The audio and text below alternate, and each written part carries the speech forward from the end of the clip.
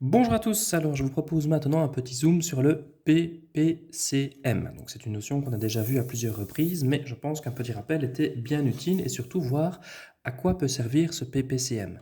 Donc, premièrement, je vous rappelle que PPCM veut dire plus petit commun multiple. PPCM. Alors je vais commencer par rechercher le PPCM de 3 et 4. Donc le plus petit commun jusque-là ça va, et les multiples, donc je vous rappelle que c'est en fait ce que vous faites depuis les petites classes en fait sans le savoir lorsqu'on comptait chez les petits par deux, par exemple 0, 2, 4, 6, 8, etc. Eh bien en fait sans le savoir, vous recherchiez déjà à l'époque tous les multiples de 2. C'est également ce que l'on retrouve dans les tables. Dans la table de 4 par exemple, on va retrouver déjà pas mal de multiples de 4. 0, 4, 8, 12, 16, 20, etc. Et on est bien d'accord que les multiples, je peux continuer jusqu'à l'infini. Si maintenant je veux rechercher tous les multiples de 4, mais tous, c'est un petit peu impossible parce que ça pourrait très bien durer plusieurs jours éventuellement et ne jamais m'arrêter. Alors le but ici, évidemment, est de retrouver les multiples de 3, les multiples de 4 et s'arrêter plus ou moins, donc ça c'est à vous estimer, lorsque on en a un premier en commun, et le plus petit bien entendu, le plus petit différent de 0, puisqu'on sait très bien que 0 est multiple de tous les nombres, et évidemment ici le but c'est de rechercher le plus petit différent de 0. Alors on va commencer par rechercher, donc par compter par 3, pour en fin de compte rechercher les multiples de 3. Alors je vais prendre ici mon big vert, et je vais regarder. Donc je vais commencer par 0.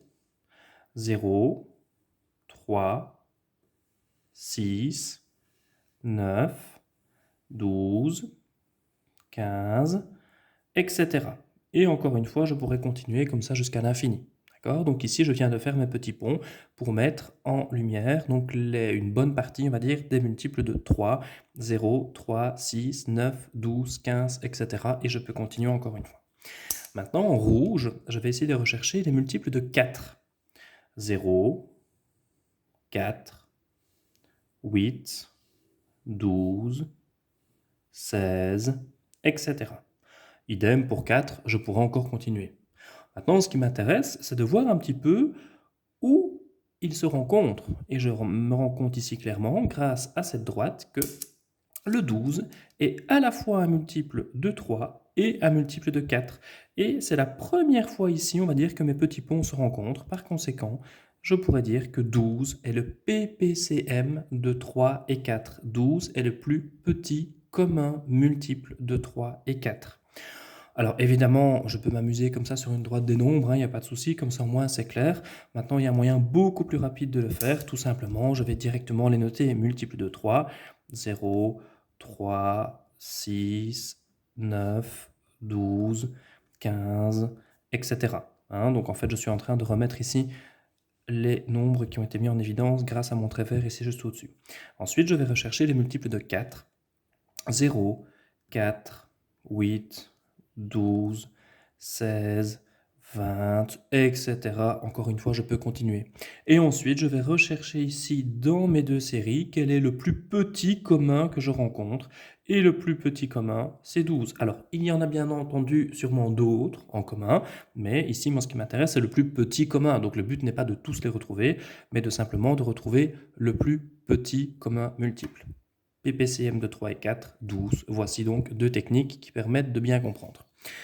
Alors, maintenant, à quoi sert mon PPCM? Et c'est là que ça devient justement intéressant. Imaginons, donc je vais reprendre ma feuille d'exercice ici, où je vous demande de calculer 1 tiers plus 1 quart. Alors là, je me suis amusé à découper des bandelettes pour que vous puissiez bien comprendre. Ici, sur la table, je viens de déposer une bandelette. Jusque-là, c'est pas compliqué. Donc je vous rappelle que le calcul qu'on vous demande, c'est de faire un tiers de bandelette. Donc ici, j'ai découpé un tiers de bandelette. Et ensuite, j'ai découpé un quart de bandelette. D'accord? Puisque le calcul était un tiers plus un quart. Donc on voit clairement ici ma bandelette. Ici, j'ai représenté un tiers de bandelette. Et ici, un quart de bandelette. Alors, une erreur qui est assez commune, la plupart des enfants vont me dire, bah, monsieur, c'est pas compliqué, un tiers plus un quart, 1 plus 1, 2, 3 plus 4, 7, et ils vont me dire, réponse 2 septièmes. Mais je ne suis pas du tout d'accord, parce que 2 septièmes, voilà ce que cela représente. Ici, j'ai découpé 2 septièmes de ma bandelette. Et on est bien d'accord que ça plus ça n'est pas égal à ça. D'accord? Par conséquent, me dire 1 tiers plus 1 quart est égal à 2 septièmes, ce n'est pas bon.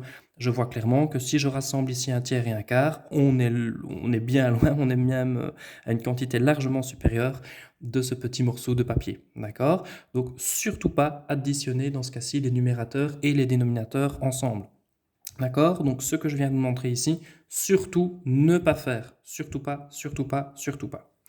Alors, pour justement pouvoir additionner correctement ces deux fractions, eh bien en fait, ce que je vais devoir faire, c'est rechercher le PPCM. D'accord?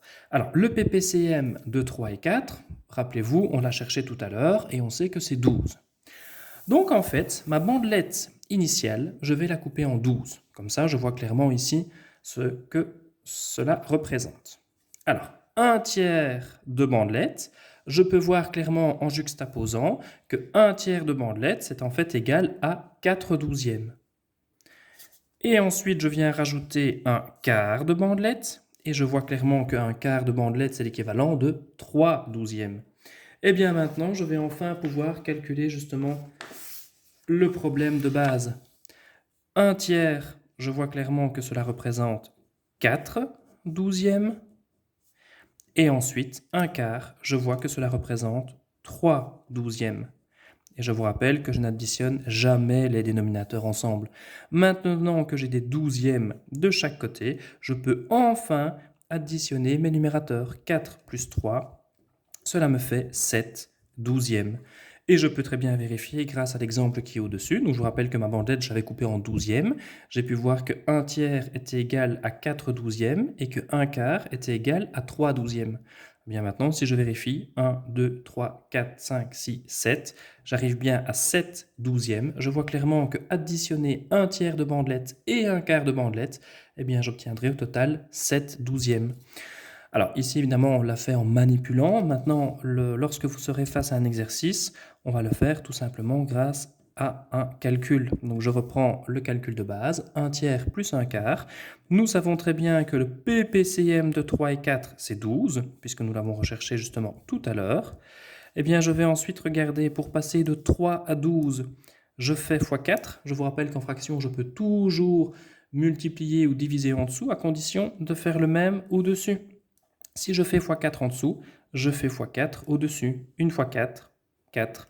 Et ensuite, je vais regarder le 1 quart. Pour passer de 4 à 12, j'ai fait x3. 4 fois 3 est égal à 12. Je peux le faire à condition de faire le même ici au-dessus. 1 fois 3, 3. 4 douzièmes plus 3 douzièmes est égal à 7 douzièmes. Donc ici, en fait, je viens de faire exactement la même chose qu'au-dessus, excepté que je l'ai fait sous forme de calcul. Donc n'oubliez pas mon système de flèches. Pour passer de 3 à 12, je fais combien? Fois 4. 3 fois 4, 12. Ok, je peux le faire, à condition de le faire au-dessus. Idem ici, 4 pour passer à 12, je fais x3, je peux le faire, à condition de le faire au-dessus. Et maintenant, je parle uniquement en douzièmes, je peux donc additionner mes numérateurs ensemble. Et je vois clairement que 4 douzièmes plus 3 douzièmes est égal à 7 douzièmes, comme le représentait ici la bandelette. Alors, deux petits exercices ici pour bien fixer la matière. Imaginons que vous avez 2 quarts plus 2 cinquièmes. Alors, vous pouvez très bien le rechercher, mais vous allez très vite vous rendre compte que le PPCM de 4 et 5, c'est 20. Eh bien, je vais m'amuser à tout mettre sur 20. Idem, pour passer de 4 à 20, je dois faire x5, x5 en dessous, x5 au-dessus, 2 fois 5, 10. Et pour passer de 5 à 20, attention, là je fais x4. x4 en dessous, x4 au-dessus. 2 fois 4, 8. Et pareil, vous pouvez très bien vous amuser avec des bandelettes. Vous allez très vite vous rendre compte que 2 cinquièmes, c'est l'équivalent de 8 vingtièmes. Si vous prenez une bandelette, que vous la coupez en 5, et ensuite vous prenez 2 morceaux, ça revient au même que de la couper en 20 et d'en prendre 8. D'accord? Donc c'est ce qu'on appelle des fractions équivalentes. Maintenant, ici, je me retrouve avec des fractions qui ont le même dénominateur. Je parle en vingtièmes, donc je n'additionne surtout pas les dénominateurs. Je me focalise sur les numérateurs. 10 vingtièmes plus 8 vingtièmes, réponse 18 vingtièmes. Si maintenant j'ai mangé 10 vingtièmes de pizza et qu'ensuite j'ai mangé 8 vingtièmes de pizza, au total j'aurais mangé 18 vingtièmes de pizza. Alors, même exercice ici, mais avec des moins, c'est exactement le même système. Imaginons que j'ai des tiers et des septièmes. Le PPCM de 3 et 7, c'est 21. Je vais donc tout remettre sur 21. Alors ensuite, pour passer de 3 à 21, je fais x 7 en dessous, x 7 au-dessus. 2 fois 7, 14. Pour passer de 7 à 21, je fais x3 en dessous, x3 au-dessus. 3 fois 3, 9. J'ai ici maintenant des 21e et des 21e. Je peux donc effectuer une opération. Si il me reste 14 21e de pizza et que j'en mange 9, en fin de compte, il ne me restera plus que 5 21e de pizza. 14 21e moins 9 21e est égal à 5 21e. Donc grâce à mon PPCM, je peux maintenant additionner ou soustraire des fractions dont le dénominateur est différent. Je remets sur le même dénominateur et ensuite je peux opérer justement. À très bientôt.